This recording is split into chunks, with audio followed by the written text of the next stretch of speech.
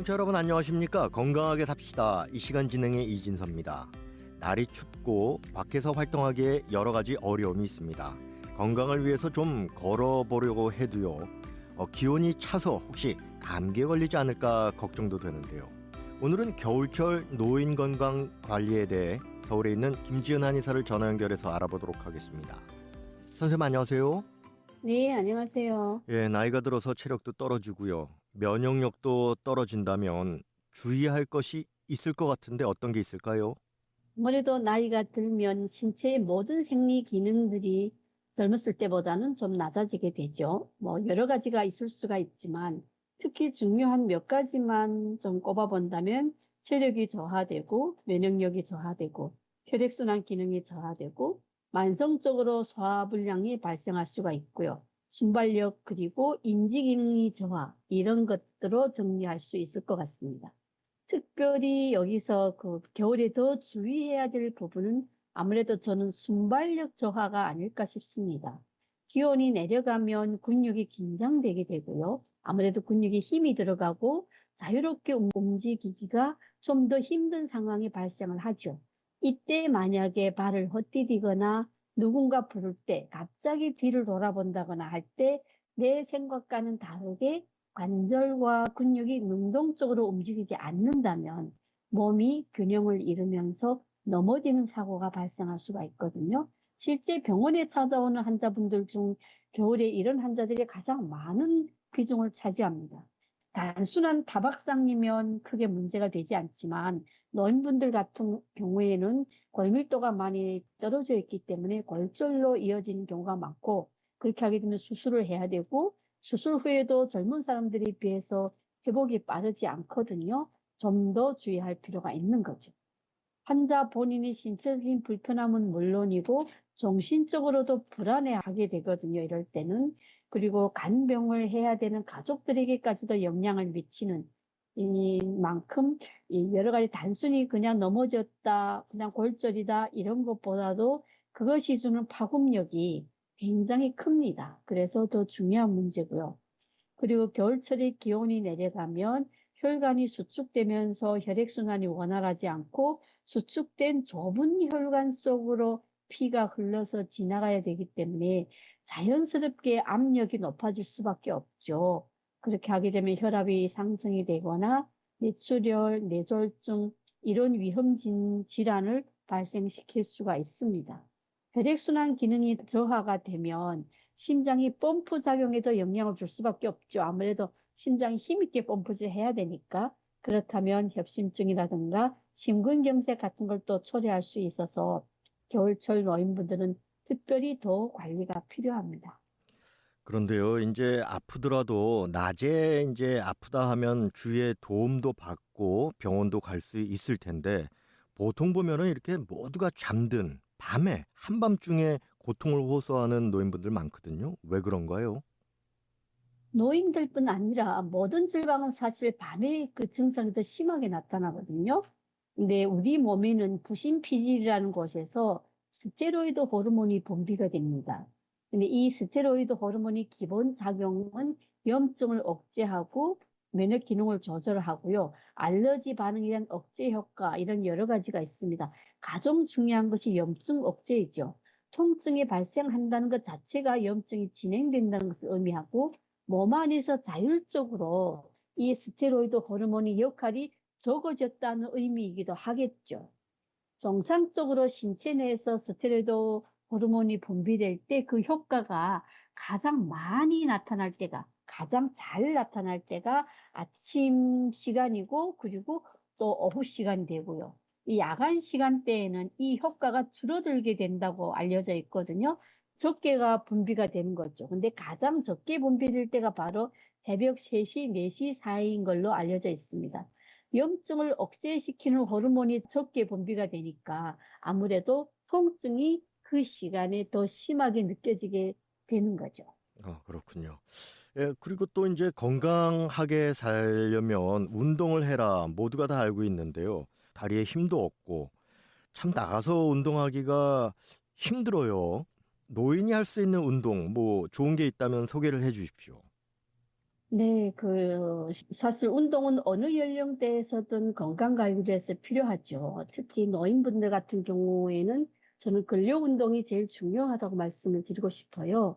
근력이 힘이 있으면 무력하지 않고 또 넘어져도 큰 충격으로 인한 골절을 줄일 수 있죠. 그래서 근력 운동이 중요하고요. 또 보통 고혈압약이나 당뇨 또는 신경 안정제를 드시는 분들이 생각보다 굉장히 많으십니다. 근데 이런 약들은 순간적인 어지러움을 일으킬 수가 있고, 그로 인해서 균형 감각이 떨어지면서 넘어질 수가 있기 때문에 이때 또 근육에 힘이 있다면 아무래도 균형을 잘 잡을 수가 있어서 적게 넘어지게 되겠죠. 그래서 근육에 힘을 키우는 운동이 필요하고요. 격렬한 운동보다는 오히려 오랫동안 천천히 걷는 것을 추천드립니다. 천천히 걷는다는 것은 근력이 힘을 키울 뿐 아니라 균형 감각을 스스로 유지하는 데도 굉장히 도움이 되거든요. 그 외에 뭐 수영장이나 사우나에서 물속에서 걸어 다니는 정도의 운동도 도움이 됩니다. 다만 사우나에서는 지나치게 뜨거운 곳에서 땀을 빼면서 오래 있는 것은 노인분들에서 심장이나 혈액이 흐름에 갑자기 문제가 발생할 수 있기 때문에 조금은 조심하시는 것이 좋고요. 개인에 따라서 물론 빠르게 걷거나 뛰는 운동도 할 수 있겠지만 그보다도 조심스럽게 천천히 꾸준히 길게 걷는 운동을 추천드리고요. 더불어 뭐 하루에 계단 한 개층 또는 두 개층 정도 걸어서 올라가시는 것 이런 것도 호흡 활동이라든가 심장 활동에 도움이 될 수가 있고요. 노인분들 같은 경우에는 보통 집안에서 넘어지는 경우도 굉장히 많거든요. 그래서 집안이라고 해서 그냥 괜찮다 하고 방심한 것보다는 노인분들의 활동에 불편함이 없도록 이런 환경을 조성하는 것이 필요하겠죠. 운동은 반드시 겨울철 기온이 가장 따뜻한 낮 시간에 하셔야 됩니다. 만약 경우에 밖에 나가서 내가 야간에 걸어야 되겠다 하게 되면 운동할 때는 몸을 따뜻이 보호할 수 있도록 복장이 편안한 신발 함께 착용하는 것이 좋습니다. 뭐 겨울이라고 해서 또는 옷을 든든히 입는다고 해서 굉장히 두꺼운 옷을 입기보다 얇은 옷을 여러 겹 입는 것을 추천드립니다. 그리고 목도리나 모자 같은 걸 반드시 착용할 것을 추천드리고요. 운동 후에는 집에 들어오셔서 따뜻한 물로 몸을 가볍게 씻고 편안한 휴식을 취하셔야 낮에 한 운동이 신체에 더 도움이 된다는 말씀을 드립니다. 그리고 이제 그 병원에 가지 않아도요. 자기가 어떤 건강에 적신호가 왔다 이런 거 많이들 얘기를 하지 않습니까? 그런 신호, 적신호 어떤 것이 있을까요? 여러 가지가 있을 수가 있겠지만 가장 무심하게 넘어갈 확률이 높은 적신호는 저는 소화장애라고 생각을 합니다.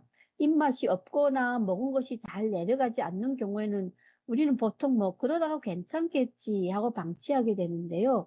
이런 경우는 위암의 초기 증상일 수가 있기 때문에 소화장애가 좀 반복되고 또는 좀 꽤 생각보다 오래가네 하는 느낌이 든다면 반드시 빠르게 전문가의 상담을 받으시는 것이 좋습니다. 그리고 갑자기 땀이 많이 나면서 체력이 떨어지는 증상이 지속된다면 갑상선 기능에 문제가 있지 않을까 하고 의심할 수도 있고요. 잠을 잘 때 잦은 기침을 자주 한다면 호흡기나 심장 기능 상태를 체크해 보는 것도 말씀드립니다. 그리고 변비와 설사가 계속 반복이 된다. 간혹 대변이 피가 섞여 나간다. 이럴 경우에는 치질 정도일까 하고 방치하지 마시고요. 반드시 대장암 검사를 받을 것을 추천드립니다. 그리고 수면 장애입니다. 스트레스를 많이 받아서 그렇겠지, 조금은 무리해서 그렇겠지 하고 넘어가는 경우가 많은데요. 사실은 수면은 그런 상황이 아닌 경우가 많습니다. 그러니까 수면을 통해서 신체는 전날의 피로를 풀게 되고요. 다음날에 사용하게 될 에너지를 잠자는 동안에 축적을 하거든요. 근데 잠을 제대로 자지 못했다면 피로가 완전히 풀리지 않고 계속 축적되기 때문에 업무에 영향을 미치는 것은 물론이고 정신적으로 상당히 예민해지고 짜증을 부리게 되고 스스로가 힘들어지게 됩니다. 이것은 우리 몸 전체적인 신진대사에 영향을 미치게 되기 때문에 잠을 못 자는 원인을 반드시 찾아야 되고요. 충분한 수면을 취할 수 있도록 노력하는 것이 중요합니다. 네, 이제는 마칠 시간이 됐는데요. 남녀가 달리 해야 하거나 또 방법이 달라야 한다 하는 것이 있겠습니까? 우리가 운동을 하는 가장 큰 이유는 보통은 근력 강화이죠. 근력 강화에는 두 가지가 있는데요.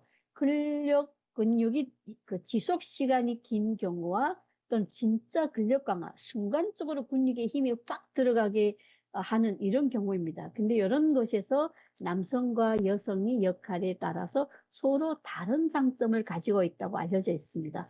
여성은 근력 지속성이 남성보다 강하기 때문에 한번 근력이 생기면 꽤 오래 가는 편이고요. 남성은 순간적인 근력이 여성보다 강하기 때문에 아주 심한 운동이 아니더라도 바로 근육에 힘이 들어갈 수 있다는 거죠.